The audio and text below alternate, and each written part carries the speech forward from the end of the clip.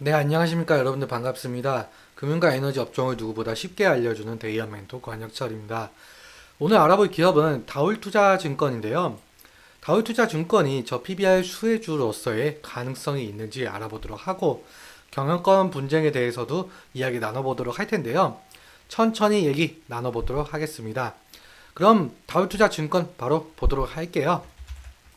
다올투자증권은 사명에서도 알 수 있듯이 증권사죠. 현재 기업 밸류업 프로그램으로 기업 가치 재평가로 인해서 금융사가 관심을 받고 있는데요. 다우투자증권도 증권사 즉 금융사로서의 관심을 받을 가능성이 있다에 대해서 말씀을 드리기 전에 기업 밸류업 프로그램이 무엇인지부터 알아야겠죠. 이것은 정부가 코리아 디스카운트 문제를 해소하기 위해 도입한 정책입니다. 주요 내용으로서는 상장사의 주요 투자 지표를 활용을 해서 시가총액 업종별로 비교 공시를 하겠다이고, 또한 기업가치 개선 계획을 공표하도록 권고하고 있습니다.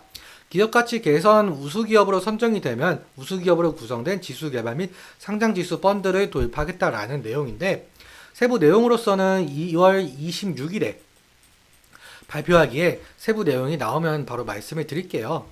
여기서 중요한 포인트는 투자 지표인데, 왜냐? 투자 지표를 활용해서 비교 공시를 하겠다라고 했으니 투자 지표가 무엇인지 대해서 알아보도록 할게요.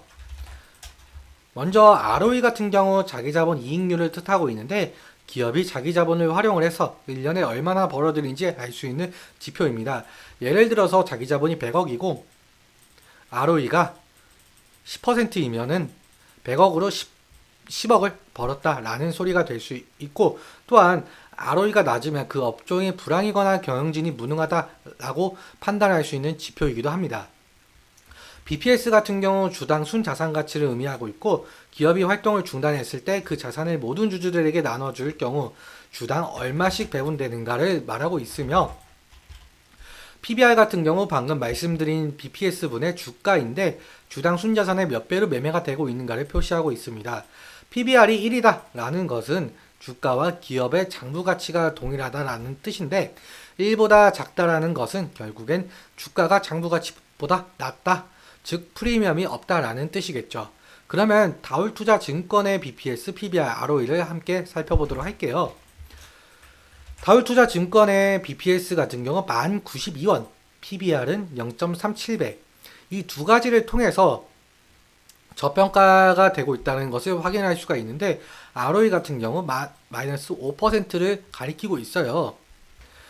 전에 말씀드리기로는 ROE, 경영진이 무능하다 또는 그 업종이 불황이다 라고 말씀을 드렸는데, 지금 현재 다울투자증권은 여러분들도 아시다시피 경영권 분쟁이 있죠. 그렇다는 뜻은 결국엔 경영진이 무능했다라고도 볼 수가 있을 것 같아요. 지금 현재 2대 주주인 김기수 씨가 주식 보유 목적을 경영권 영향으로 바꾸고 회사를 상대로 회계장부 열람 등사 가처분 소송을 제기하면서 경영권 분쟁에 대해서 일어나는 것이 아니냐 우려가 생겼죠. 김기수 씨의 와이프명 최순자 씨까지 포함을 하여서 지분이 약 13% 보유를 하고 있었습니다. 최대 주주의 이병철 회장 다음으로 큰 수치죠. 지난 4월 다울투자증권 주가가 폭락할 때 대량 매수했었는데 보유 목적이 일반 투자 목적이었습니다. 하지만 다울투자증권이 적자 폭이 확대가 되면서 보유 목적을 경영권 영향으로 바꿨죠. 그리고 김기수 씨는 회사 경영 상황을 파악하기 위해서 회계장부 열람을 요청하고 주주서한을 보내는 등 주식 가치 제고를 위해 힘쓰며 경영권 분쟁 소송까지 걸었었죠. 오늘 법원에 대한 판결이 나왔는데요. 함께 보도록 할게요.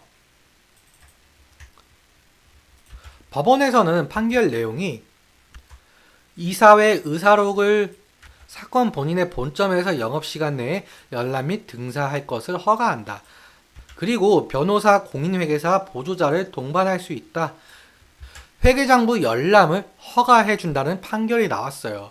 이로 인해서 앞으로 김기수 씨가 어떠한 스탠스를 취할지는 본인 판단에 달려 있지만 기존 경영진들이 주가에 악영향을 끼칠 정도의 내용이 있으면 지속적으로 경영에 참여할 가능성 또한 배제할 수는 없겠죠. 결국엔 주가에도 영향이 있을 수밖에 없기 때문에 이 부분은 계속 추적해 나아가야 하는 이슈인 듯 싶어요.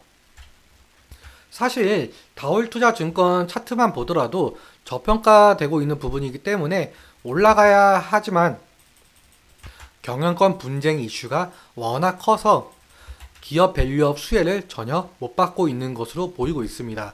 오늘도 2% 정도 하락을 하였는데 오늘 법원 판결이 나옴으로써 내일부터 어느 정도 주가에 영향력이 있을 것으로 판단되고 있는데 그것은 좀 지켜봐야 되는 문제일 것 같습니다.